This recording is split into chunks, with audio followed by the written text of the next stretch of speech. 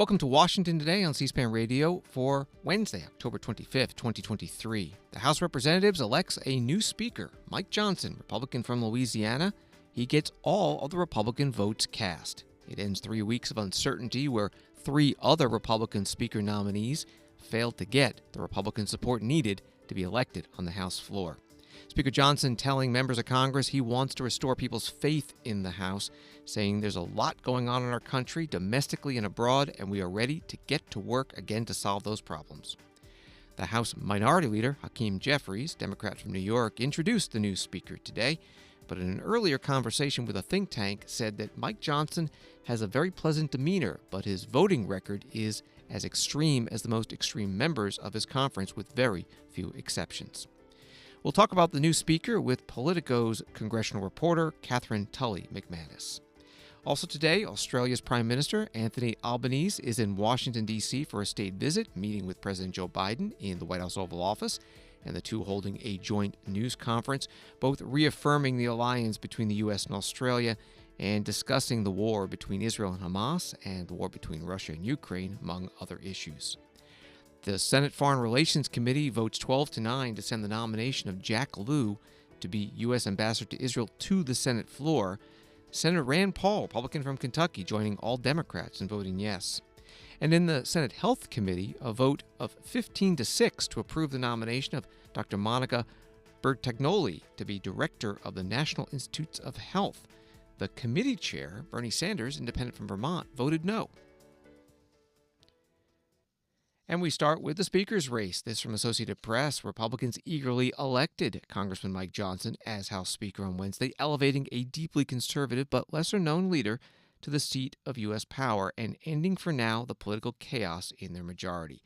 Johnson, 51 years old, of Louisiana, swept through on the first ballot with support from all Republicans, anxious to put the past weeks of tumult behind and get on with the business of governing. He was quickly sworn into office. To the American people watching, he said, "Our mission here is to serve you well and to restore the people's faith in this House." A lower-ranking member of the House GOP leadership team, Johnson emerged as the 4th Republican nominee in what had become an almost absurd cycle of political infighting since Kevin McCarthy's ouster as GOP factions jockeyed for power. While not the party's top choice for the gavel, the deeply religious and even-keeled Johnson has few foes and an important GOP backer, Donald Trump. That's how Associated Press put it. The Speaker pro tem, Patrick McHenry, Republican from North Carolina, announced the result as he presided over the House. In their tallies that the total number of votes cast is 429, of which the Honorable Mike Johnson of the state of Louisiana has received 220 votes.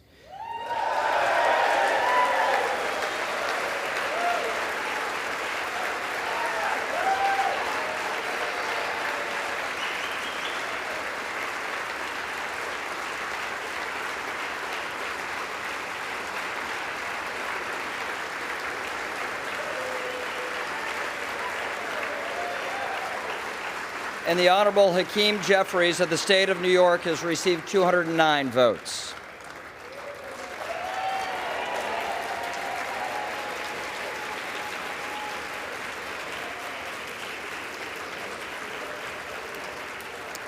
Therefore, the Honorable Mike Johnson of the state of Louisiana, having received a majority of the votes cast, is duly elected Speaker of the House of Representatives for the 118th Congress. The Speaker pro tem, Patrick McHenry, presiding. 4 House members did not vote today, 3 Democrats and 1 Republican. Before the new Speaker was sworn in and gave his speech to the House and the country, he was introduced by the Minority Leader Hakeem Jeffries, Democrat from New York, who gave a lengthy speech himself, talking about where he thought the two parties could work together and Democratic Party values that he says his members will stick by. Then he invited the new Speaker up to the chair. It is now my solemn honor and responsibility to hand over the People's Gavel here in the United States House of Representatives to a family man, a hardworking man, a Baptist man, a Southern man, a son of a firefighter's household, the gentleman from the great state of Louisiana and the 56th Speaker of the United States House of Representatives, the Honorable Mike Johnson. The House Minority Leader Hakeem Jeffries introducing the new speaker. There's already a new bio at house.gov. It reads, on October 25th, 2023, Congressman Mike Johnson of Louisiana elected as Speaker of the House. As a congressman, Speaker Johnson represents the northwest and western regions of Louisiana. Prior to his election to Congress in 2016, Speaker Johnson was an attorney and served in the Louisiana State Legislature from 2015 to 2017. In his first speech, Speaker Johnson talked about trust in government and the issues he expects the House will work on, starting with a resolution condemning Hamas for its attack on Israel, which killed 1,400 Israelis. We're going to show not only Israel, but the entire world, that the barbarism of Hamas that we have all seen play out on our television screens is wretched and wrong, and we are going to stand for the good in that conflict. We have a catastrophe at our southern border. The Senate and the White House can no longer ignore the problem. From Texas to New York, wave after wave of illegal migrants are stressing our communities to their breaking points. We know that our streets are being flooded with fentanyl, and all of our communities, children, and even adults are dying from it. The status quo is unacceptable. Inaction is unacceptable, and we must come together and address the broken border. We have to do it.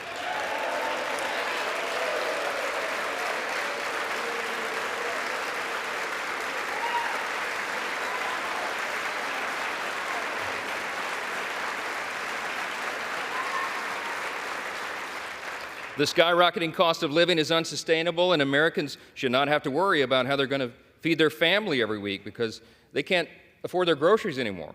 Everybody in this room should think about this. Here's the stats. Prices have increased over 17% in the last 2 years. Credit card interest rates are at the highest level in nearly 3 decades, and mortgage rates are now at a peak we haven't seen since 2001. We have to bring relief to the American people by reining in federal spending and bringing down inflation.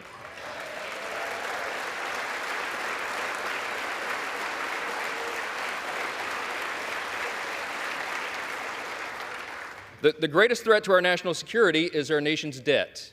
And while we've been sitting in this room, that's right, the debt has crossed almost $33.6 trillion. In the time that it's going to take me to deliver this speech, we'll go up another $20 million in debt. It's unsustainable. We have to get the country back on track. Now, we know this is not going to be an easy task, and tough decisions will have to be made. But the consequences, if we don't act now, are unbearable. We have a duty to the American people to explain this to them so they understand it well, and we are going to establish a bipartisan debt commission to begin working on this crisis immediately.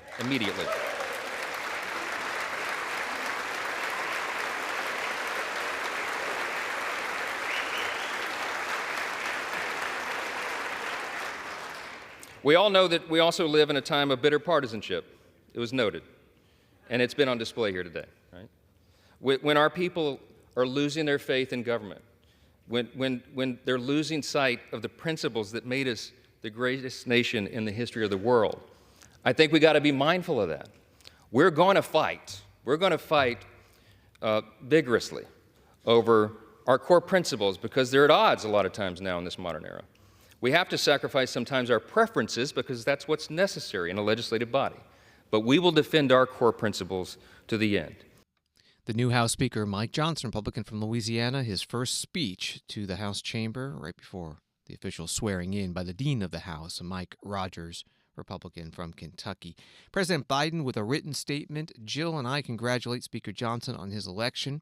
As I said when this process began, whoever the speaker is, I will seek to work with them in good faith on behalf of the American people. That's a principle I have always held to and that I've acted on, delivering major bipartisan legislation on infrastructure, outcompeting China, gun reform, and veterans care. I restated my willingness to continue working across the aisle after Republicans won the majority in the House last year. By the same token, the American people have made clear that they expect House Republicans to work with me and the Senate Democrats to govern across the aisle to protect our urgent national security interests and grow our economy for the middle class. Part of the statement from President Biden. This morning, when it was fairly clear that Mike Johnson was going to be elected Speaker, the House Minority Leader Hakeem Jeffries was asked about their relationship. It was during an interview at a forum hosted by the Center for American Progress with MSNBC host Ari Melber. What can you tell us about that, about your working relationship with their newest nominee, their potential speaker? Well, Mike Johnson, who's their newest nominee, has a very pleasant demeanor in terms of how he communicates, but his voting record is as extreme as the most extreme members of their conference, with very few exceptions. And I think, what we'll see is that if they are able to get to the number they need to get to today, 217, that Mike Johnson is someone who, like Kevin McCarthy, like Steve Scalise, like Jim Jordan, voted to overturn the 2020 presidential election. That Mike Johnson, similar to all of those individuals, has a track record of trying to undermine Social Security and Medicare and end these incredibly important things that are connected to the fabric of our country and end them as we know it. That Mike Johnson, probably more so than almost any other member of the House Republican Conference, wants to criminalize abortion care and impose a nationwide ban. So later on today, we'll make clear that we will continue to forcefully push back against that extremism and lay out, what the stakes are for the American people in terms of finding bipartisan common ground, avoiding unnecessary government shutdowns, funding the government in a way that meets the needs of the American people in terms of health, safety, their economic well-being, stands by our allies like Israel and Ukraine and other parts of the free world, provides humanitarian assistance to Palestinians who may be in harm's way, does the things that are necessary both for our country and for the free world. And these are the things that we hope under a Speaker Mike Johnson will be focused on, as opposed to the Republicans continuing to jam their right-wing ideology down the throats of the American people. We will fight that today, we will fight that tomorrow, we will fight that forever. So it sort of sounds like you're saying Congressman Johnson is just a less stylistically annoying Jim Jordan. Yeah. One could say that. Now, Johnson does have a working relationship with many of the members of the House Judiciary Committee who he served with. Interestingly enough, including some of our more progressive members who serve on the House Judiciary Committee, interpersonally, and hopefully, that interpersonal dynamic, the fact that he at least has been communicative with members on our side of the aisle in his role as a high-ranking member on the House Judiciary Committee, will translate into him being communicative with us as we move forward. House Democratic Leader Hakeem Jeffries at the Center for American Progress earlier today. A closer look now at the election of the new speaker. Joining us on the phone is Katherine Tully-McManus, congressional reporter with Politico. Thanks for being with us. So no House Republican defections. How did Mike Johnson bring together the Republican factions that have been feuding for weeks? Well, I think it was remarkable that he was able to pull this off, but I honestly think that one of Mike Johnson's major allies in this was the exhaustion and exasperation within the Republican conference. They know that they have been under spotlight for nearly 3 weeks, and that their dysfunction and divisions have been so highlighted throughout this process that they're ready to move forward. I also think that it helps that Mike Johnson has a very amicable demeanor and is an incredibly friendly guy, but he's also very closely aligned with President Donald Trump. He's a huge ally of Trump and works very closely with that further right wing of the conference. And so in contrast to, a more bombastic Jim Jordan, who was aligned politically in that way, but he rubbed, some centrists the wrong way with just his general demeanor, whereas Mike Johnson struck both of these tones of, I will be an iconic conservative speaker and I can get along and go along. What do we know about the agenda under Speaker Johnson? Well, his first order of business today, after being elected speaker, will be a resolution supporting Israel and condemning Hamas. He made that clear before the vote even took place, that was the number one item on his agenda as speaker. And then next up, he has an aggressive schedule plotted out to get the 12 annual spending bills moving through the House. They had not had success with that under Speaker McCarthy, which of course we are operating under a continuing resolution right now, a stopgap that ends in just about 22 days. So he has a very tight timeline to move those bills, and he's going to try to do it to keep that promise to the conference that they wanted to pass all 12 spending bills separately and not move towards an omnibus spending situation at the end of the year, as they so often do. Democratic leader of the House, Hakeem Jeffries, was a bit critical of Congressman Mike Johnson, now Speaker Johnson, today, using words like extreme. What is their working relationship? At this point, very limited. I do not think that they have, a robust standing relationship. As I said earlier, Democrats and Republicans who may disagree vehemently with Johnson's politics have commented that he is like an amiable, amicable guy to chat with.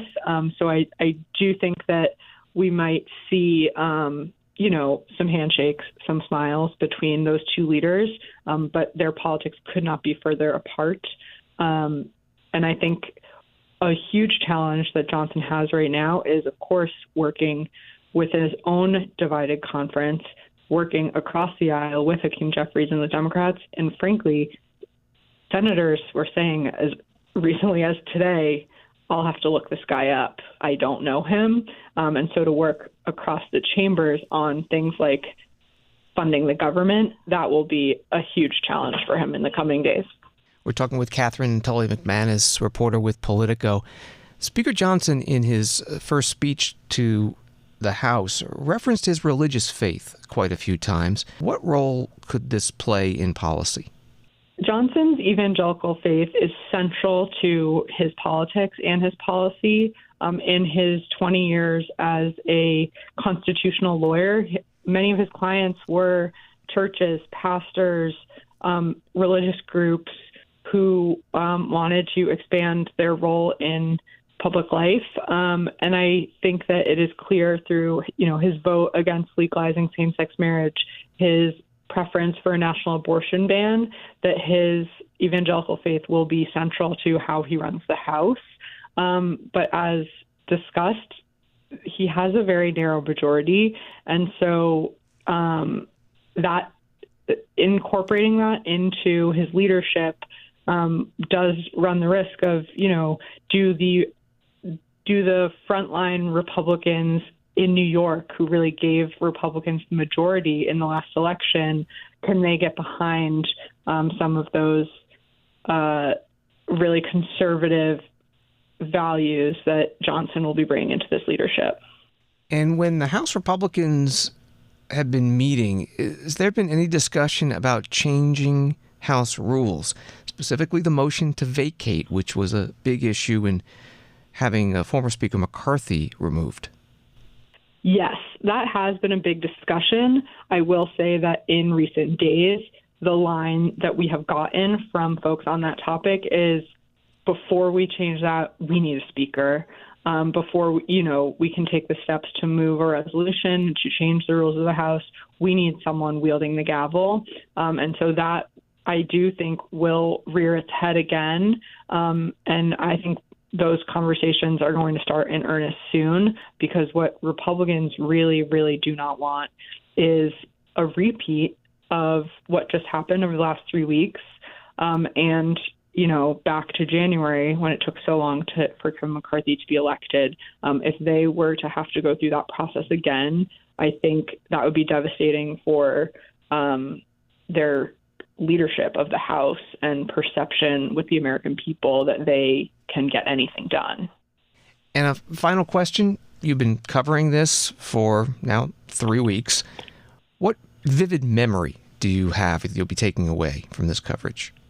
I think that having so many Republican conference meetings where folks were airing their grievances behind closed doors and then coming out and being really candid.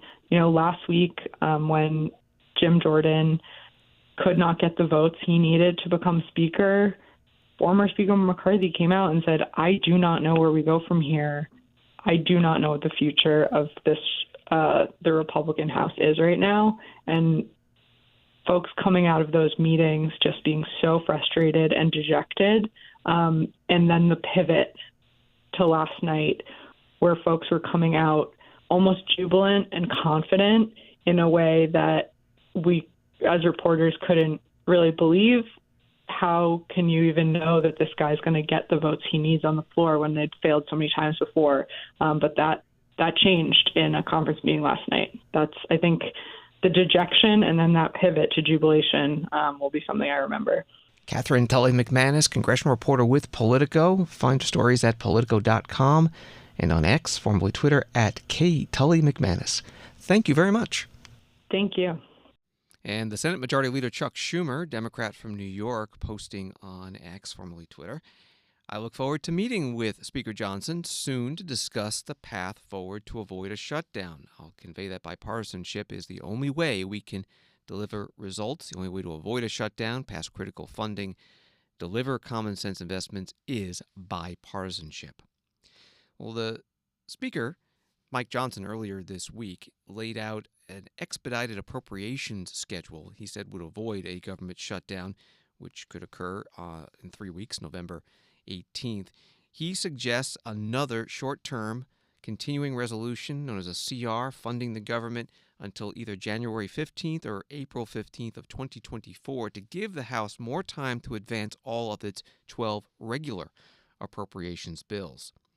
The Republicans that voted out former Speaker Kevin McCarthy 3 weeks ago did cite that issue of a short-term funding versus a full-year funding measure as one of the reasons. Today, CNN reporter Manu Raju posted clips of interviews with two Republicans of the members of the Freedom Caucus about this issue, Chip Roy of Texas and then Scott Perry of Pennsylvania.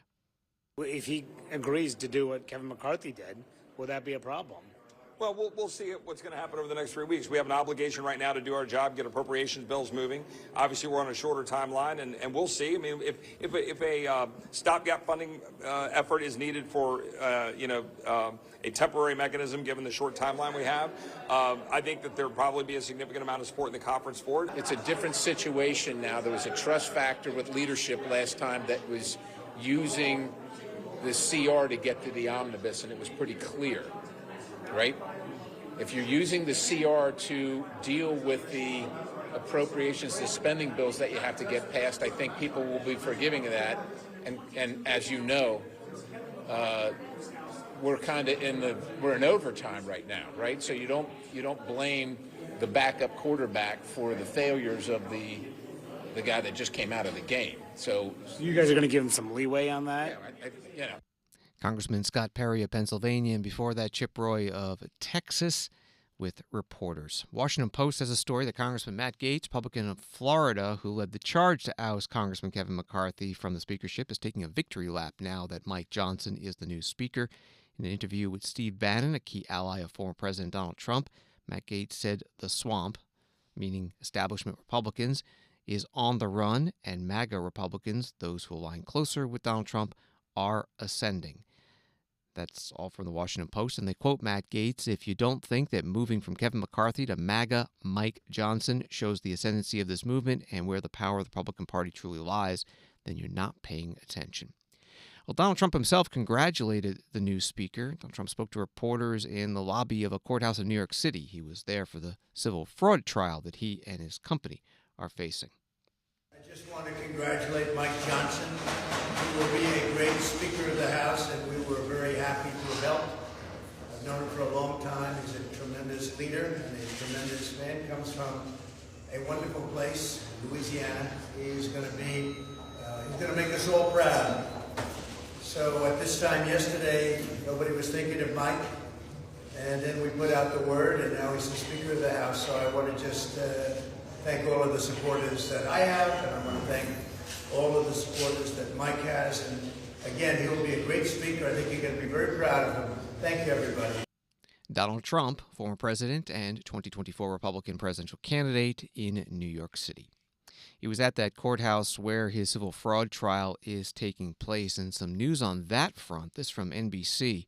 The judge presiding over the $250 million fraud trial against Donald Trump and his company fined the former president $10,000 on Wednesday for violating an order not to talk about his court staff. Judge Arthur Engoron handed down the penalty after calling Donald Trump to testify under oath about who he was talking about when he told reporters earlier in the day that the person sitting next to the judge was very partisan.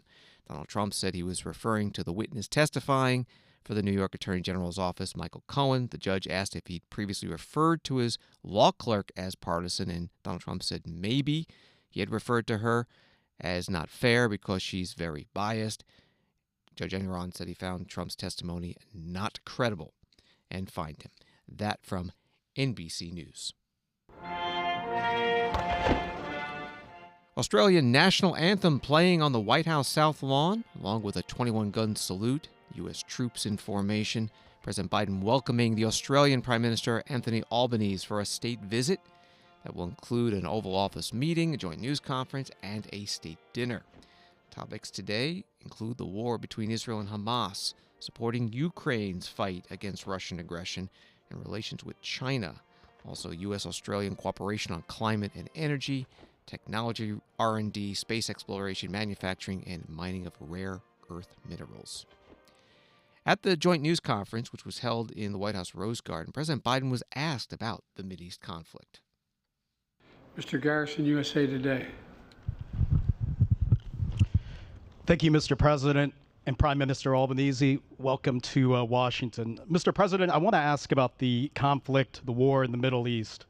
24 U.S. troops have been injured during 10 drone or rocket attacks on bases in Iraq and 3 in Syria over the past week. You've told Iran to, quote, be careful as your administration tries to prevent the Israeli-Hamas war from expanding into a larger Middle East conflict. But should Americans be worried that the war already is escalating? And after you answer that question, I'd like one more follow-up, please. 1 or 2 more, huh? Joey, look, we have had troops in the region since 9/11 to go after ISIS and prevent its reemergence in both, anyway, in the region, having nothing to do with Israel at all. My warning to the Ayatollah was that if they continue to move against those troops, we will respond, and he should be prepared. It has nothing to do with Israel. Well, let me ask my follow-up here. I want to discuss. Oh, here we go. Yeah, your conversations with Prime Minister Netanyahu, who obviously you've known for decades, and you had a very emotional trip there last week to Israel. Have you sought assurances from him that he will hold off on a ground invasion into Gaza until the safe release of the hostages can be assured? And of course, those include 10 unaccounted for Americans. No. What I have indicated to him is that if that's possible to get these folks out safely, that's what he should do. It's their decision. But I did not demand it. I pointed out to him, if it's real, it should be done. Thank you. But aren't these hostages in jeopardy if there is a ground invasion? You want to make a speech? No, look, obviously they're in jeopardy. The question is whether or not there's any way of getting them out. If we can get them out, we should get them out. President Biden at a joint news conference with the Australian Prime Minister today at the White House. Associated Press out of Rafah, Gaza Strip, writes the United Nations warned on Wednesday that without more fuel, it will soon sharply curtail relief operations in the Gaza Strip, which has been blockaded and devastated by Israeli airstrikes since Hamas militants launched an attack on Israel more than 2 weeks ago. The warning came as hospitals in Gaza struggled to treat masses of wounded with dwindling resources, and as the United Nations top official faced an angry backlash from Israel after saying the Hamas massacre of Israelis that sparked the fighting did not, quote, take place in a vacuum. That from AP. Another question to President Biden at today's news conference at the White House. In the 18 days since Hamas killed 1,400 Israelis, the Hamas-controlled Gaza Health Ministry says Israeli forces have killed over 6,000 Palestinians, including 2,700 children. You've previously asked Netanyahu to minimize civilian casualties. Do these numbers say to you that he is ignoring that message? What they say to me is I have no notion that the Palestinians are telling the truth about how many people are killed. I'm sure innocents have been killed, and it's the price of waging a war. I think we should be incredibly careful. I think not we, the Israelis should be incredibly careful to be sure that they're focusing on going after the folks that are propagating this war against Israel. And it's against their interest when that doesn't happen. But I have no confidence in the number that the Palestinians are using. President Biden at the White House joint news conference with the Australian Prime Minister. It was held in the Rose Garden. The Australian Prime Minister, Anthony Albanese, also expressing support for Israel. New York Times writes that this came hours after Richard Marles, the Deputy Prime Minister and Defense Minister of Australia, said on X that his country would deploy additional Australian military personnel to the Middle East, along with military aircraft. The Australian Prime Minister also getting a question from a reporter about AUKUS, the acronym for the Trilateral Security Partnership among Australia, the United States, and the United Kingdom, under which the United States and UK will help Australia acquire nuclear-powered submarines. President Biden canceled his May trip to Australia because of debt ceiling talks in Congress to avoid a first-ever default here in the U.S. More recently, congressional action has stalled as House Republicans try to pick a speaker. However, it does appear, since we've been out here, that the House has elected a Congressman, Mike Johnson from Louisiana, to that role. But are you worried that the gridlock in Washington will hold up the transfer of nuclear-powered subs to Australia as part of the AUKUS agreement? And are you concerned more broadly that the dysfunction makes the U.S. Less reliable partner? I regard the United States as a very reliable partner, and I regard the relationship that I have with the President as second to none of the relationships that I have around the world, or indeed domestically for that matter. It's a relationship of trust, and I think this visit symbolises that. This is the 9th visit that I've had with President Biden. I got to meet President Biden when he was Vice President Biden just next door here some years ago. And I'm very confident in the discussions that I've had with Democrats and Republicans that there is very broad support for the AUKUS arrangements and that there will be support for the legislation going forward. And I think that would be a very good thing.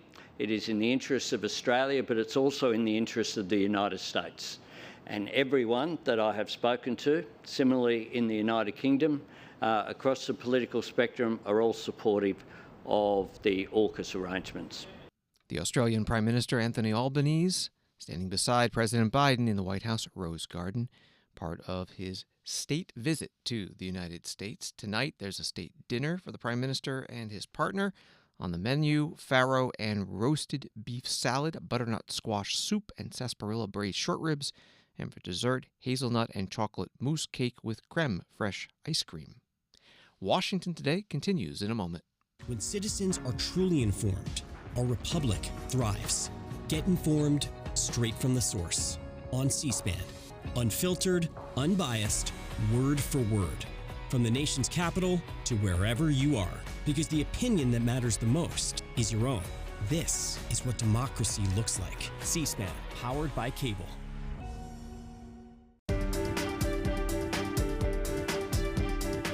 Welcome back to Washington Today, available as a podcast wherever you find your podcast and on the C-SPAN Now mobile app.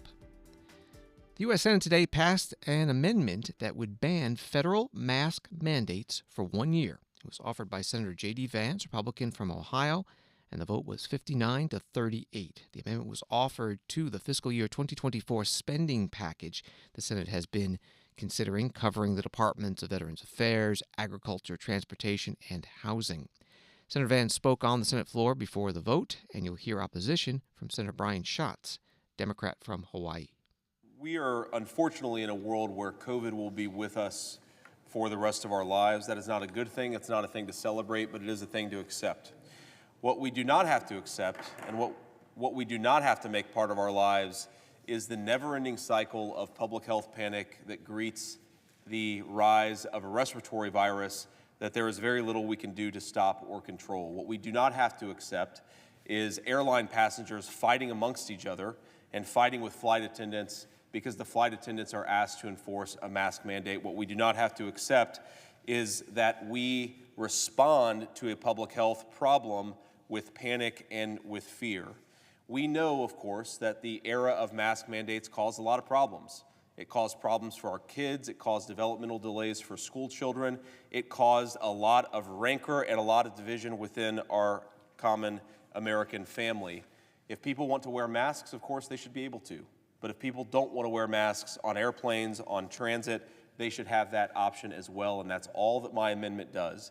It is narrowly scoped. It applies for the next 11 months, and it applies to transportation cases, and I think it is reasonable to not ask the American people to re-enter the era of mask mandates. My amendment does that, and I ask that my colleagues support it. Mr. President.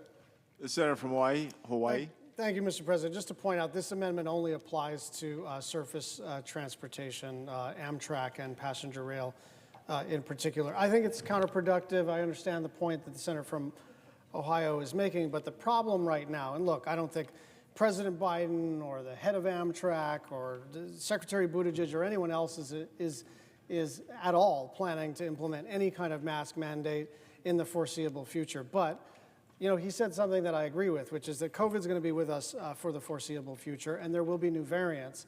And if it looks the same, then it looks the same. But if it is, say, 10 times as virulent, 100 times as deadly and airborne, then I do think public health officials should be able to consult with agencies to try to figure out what measures ought to work. And for those reasons, I oppose this amendment. Senator Brian Schatz, Democrat from Hawaii, responding to Senator J.D. Vance, Republican of Ohio's amendment, the amendment to what is known as the minibus, which is a smaller version of an omnibus spending bill, this minibus covering 3 different regular spending bills. The Vance amendment passed 59 to 38. C-SPAN's Capitol Hill producer Craig Kaplan writing on X that several Democrats voted yes for Senator Vance's amendment to ban federal mask mandates for a year, including Baldwin, Bennett, Brown of Ohio, Kane, Kelly, Klobuchar, Manchin, Rosen, Shaheen, Tester, and Sinema, who is an independent. The Senate Health Committee voted today to send the nomination of Dr. Monica Bertagnolli to be National Institute of Health Director to the full Senate. She's currently the head of the National Cancer Institute. The vote in the Health Committee was 15 to 6. Voting yes, 10 Democrats and 5 Republicans. Susan Collins, Lisa Murkowski, Mitt Romney, Roger Marshall, and the committee's ranking member Bill Cassidy. Voting no, 5 Republicans and the committee's chair, Bernie Sanders, independent from Vermont. The committee leaders spoke before this vote. First, here is Senator Sanders. So you got a broken system in general. We don't have enough doctors, nurses, health, dentists, etc. And then on top of all of that, we pay by far the highest prices in the world for prescription drugs. What does that mean? 1 out of 4 people can't afford the medicine their doctors prescribe. It means that hospital costs are going up. I don't know if people know this. My hospital, local hospital, 20% of the cost of their budget is prescription drugs, and it is soaring. Over 60% of new drugs coming onto the market right now going to cost $200,000 a year, unsustainable. Bottom line is we need a new approach to how we deal with healthcare in America and certainly how we deal with prescription drugs. And that is not just the responsibility of the NIH, to HHS, it's FDA, it's all federal agencies. Poll after poll, whether it's Republicans, Democrats, Independents, understand that we cannot continue a system in which we pay so much for prescription drugs while the drug companies make huge profits. We got to deal with it. So I had the opportunity, as all of you did, to listen to Dr. Bertolli. I like her, but I think this is a moment when we need leadership at the NIH, which is really prepared to take on the greed of the pharmaceutical industry, lower prescription drug prices in America, and move the NIH in a very, very different direction. And for that reason, I will be voting no on Dr. Bertolli. Senator Bernie Sanders, chair of the Health, Education, Labor, and Pensions Committee, before the vote to confirm this NIH director nominee, and the vote did succeed. Senator Bill Cassidy of Louisiana is the committee's ranking Republican. The NIH clearly needs leadership to move the agency forward. I was talking to Coach Tuberville this morning. I think he pointed out that it's been 20 months that they've been out with such leadership, without such leadership. She has extensive experience as a clinical researcher, practicing surgeon, and in positions of leadership at NCI and the Harvard Medical School. She's been strongly endorsed by the scientific community. I also called some researchers I know. People come here, they're so coached. You have no clue what they really believe and what they think. I think they do a disservice to the people who come before us. But I called people who had worked with her or who otherwise were involved with NIH, although outside of the NIH. They spoke of her integrity, her fighting for the underdog, and commitment to intellectual honesty. And I appreciated her refusal to commit to extreme and counterproductive drug pricing policies like march-in rights and reasonable pricing clauses. When pressed, she committed to following the law. As I pointed out in her confirmation hearing, the law is clear and so is the history. And to be clear, that these are policies that even Biden administration officials have admitted to this committee could risk further future partnerships to develop life-saving cures. In fact, we've seen this same scenario through the Clinton administration, when former NIH Director Harold Varma stated, when rescinding the reasonable pricing clause policy, extensive review indicates that the pricing clause has driven industry away from potentially beneficial scientific collaborations, and eliminating the clause promotes research that enhances the health of the American people. Close quote. Research America, an alliance of hundreds of organizations advocating for biomedical research, expresses concern about these policies that would, quote, discourage the uptake of breakthrough discoveries by the private sector. This would be detrimental to patients, close quote. We cannot repeat our past mistakes doing things that ultimately harm future patients. If confirmed, I expect Dr. Bertolli to listen to the NIH experts who have consistently concluded it is not the NIH's role to weigh in on drug pricing. I'll be watching her work closely to ensure she does not bow to political pressure from progressives. Senator Bill Cassidy, ranking Republican on the Health Committee, which today went on to approve this NIH director nomination by a vote of 15-6, sending it to the full Senate. The Senate Tuesday night confirmed Michael Whitaker to head the Federal Aviation Administration, FAA. It's a 5-year term. The vote was 98-0. CNN reports that Michael Whitaker is a former Obama-era deputy FAA administrator and said at his confirmation hearing earlier this month that his past time at FAA gives me some real advantage taking the top job. Most recently, he was an executive at a company developing electric air taxis, and he previously served in senior roles at several airlines, including United Airlines. That from CNN.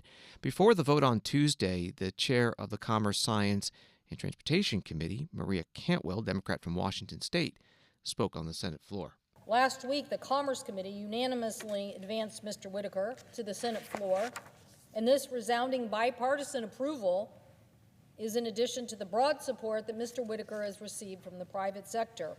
He has the support of the aviation workforce, pilots, flight attendants, machinists, air traffic controllers, and safety specialists at the FAA. Aviation safety advocates like the 737 MAX crash families have called Mr. Whitaker a strong leader for the FAA, with the ability to, quote, restore public trust and confidence in the oversight and safety standards, end quote. The conclusion is clear. Mr. Whitaker is the right person to lead the FAA, and America's chief aviation regulator has a critical mission: protect the safety of the protect the safety of the flying public. Each day, 44,000 FAA employees oversee the safety of 25,000 daily commercial flights, 2.5 million travelers, and over 5,500 airports. These agencies set the safety standard for aerospace manufacturing, and safety starts at the top with the administrator. America's aviation system is under stress given the changes to FAA and the innovation that we are seeing in new technology. We have challenges in the post-pandemic rebound of air travel and making sure that we have a workforce. And the FAA's workforce, I know that Mr. Whitaker in his confirmation hearing committed to making this a #1 priority. Build a strong safety culture, attract new talent, and keep pace with technology transformation. Senator Maria Cantwell, Democrat from Washington State, on the Senate floor Tuesday before the unanimous vote to confirm the FAA Administrator nominee, Michael Whitaker. FAA has been without a permanent administrator for 19 months. Wall Street today, the Dow down 105, NASDAQ down 318, S&P down 60. Andrew DeCesario, the senior congressional reporter at Punchbowl News, first to report today that Birdie Bowman, the longest-serving African-American congressional staffer in U.S. history, has passed away. He said that the announcement was made at the Senate Foreign Relations Committee meeting today by the chair, Ben Cardin. Birdie Bowman arrived in Washington, D.C. in 1944 as a 13-year-old runaway from South Carolina, got a janitorial position on Capitol Hill, then joined the Senate Foreign Relations Committee in the 1960s as a clerk and assistant hearing coordinator, and becoming the hearing coordinator for the committee starting in the year 2000.